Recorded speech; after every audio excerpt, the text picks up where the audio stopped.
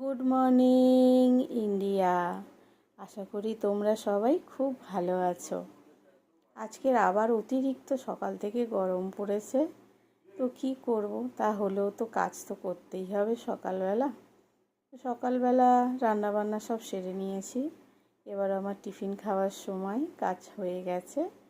আজকের আমি টিফিন করছি সকালবেলা ঢ্যাঁড়স আলু ভাজা করেছি। ঢ্যাঁড়স আলু ভাজা দিয়ে একটু মুড়ি খাবো আর দুটো কলা খাবো। কারণ কলাগুলো এনেছিল 1 ডজন আমার হাজব্যান্ড। তো গরমের জন্য না পেকে যাচ্ছে বেশি, আর বেশি পাকা কলা আমাদের বাড়িতে কেউ খাবে না, সবাই ফেলে দেবে। তো সেই জন্য আমি খেয়ে নিচ্ছি। আর আজকের এটাই আমার টিফিন। তোমরা কে কী টিফিন করলে সকালে আমাকে অবশ্যই জানিও। আমার চ্যানেলকে ভালো লাগলে লাইক করো, শেয়ার করো, সাবস্ক্রাইব করো।